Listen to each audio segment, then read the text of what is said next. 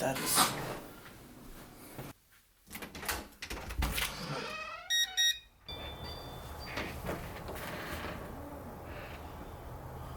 Ooh.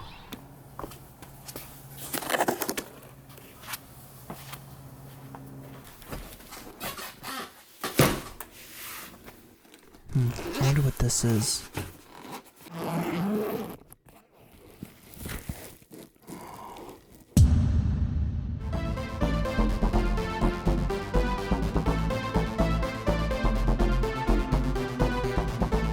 This is the QK65 version 2 by Novelkeys, a customizable keyboard kit with a minimal and slightly quirky designs aimed towards the curious beginner enthusiasts on a budget. Though the word budget should be taken more mildly, since the beginning price of this board is at a whopping $165 plus $30 for shipping. Not to mention, it could get even pricier depending on the part selection you choose. But compared to the competition, other keyboard kits range from $400 all the way to $1,000 plus. So I hope Novelkeys can provide that top level quality we see from those more expensive competitors at a reasonable and more obtainable prices for average consumers. So customization is kind of crazy. You can customize the top and bottom case covers with 13 different weight options, 13 bezel colors, 30 different types of light strips, and 6 types of badges, and of course different types of PCB and plate options as well. I've been scouring all across YouTube, Instagram, and people have a lot of different varieties of the QK65 V2 and even combinations I never would have thought of. To be fair, there's almost 5 million types of customizable combinations, so that will kind of make sense. With that being said, I've always been interested in custom keyboards. I've always swapped out my switches and keycaps on a more cheaper keyboard. However, this is going to be my first time customizing everything on this board to make it my own. So despite the price point, I decided to bite the bullet and pull the trigger. 6 weeks later, I finally got it. It took a bit of time to get here, but apparently that's faster than other keyboard kits, which can last almost 1 to 2 years. That's ridiculous. Anyways, here are my part selection for the keyboard. Decided on a silver for the top case and navy blue for the bottom case to kind of contrast nicely, with a hint of the red to kind of bring out the keyboard I have in mind to life. And also I forgot to mention a white spray painted weight to bring this all together. The unboxing experience was clean and organized, with a plethora amount of accessories, including a braided twisted cable, which typically they go for $25 to $50 by themselves, and a metal switch puller, a keycap puller, and a very nice metal screwdriver with some additional parts for the keyboard itself. All that with an included pour-on foam, which is very nice to have if you want to dampen the sound of the board. And lastly, some stabilizers, which is very surprising since a lot of bare bone kits don't even include them at all. And now I'm actually starting to think I got my money's worth. I lubed up the stabilizers with some off-brand 205 grade 0 lube and some Permatex dielectric grease for the stabilizer wires.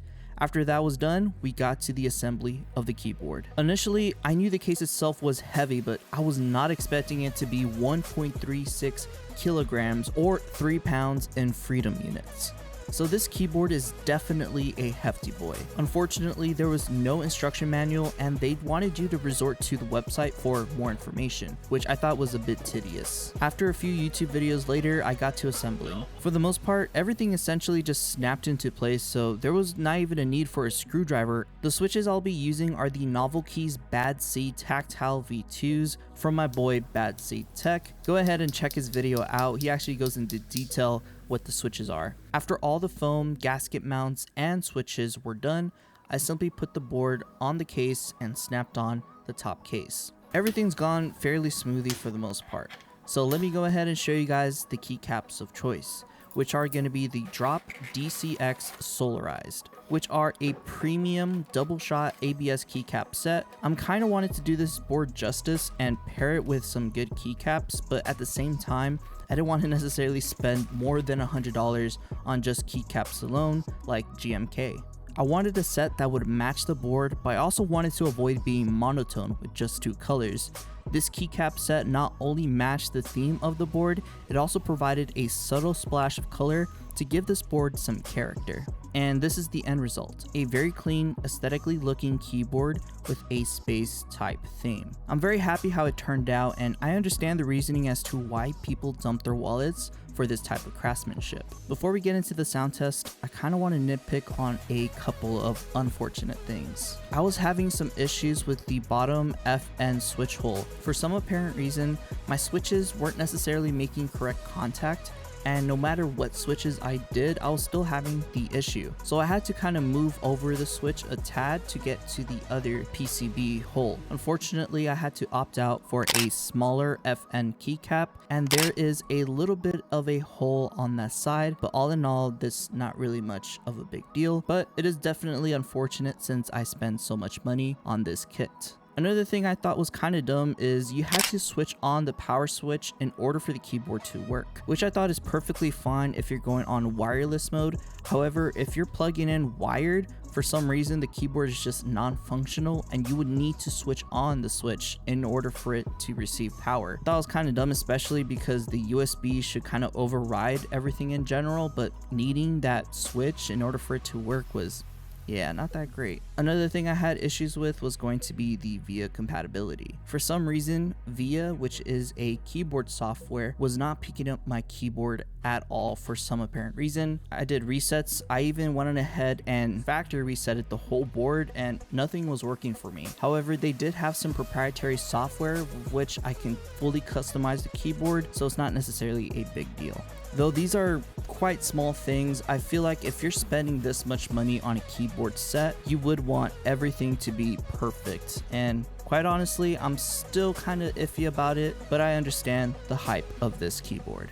Now, kind of want to be clear. If this is going to be your first keyboard you're going to be building, I wouldn't necessarily recommend this kit.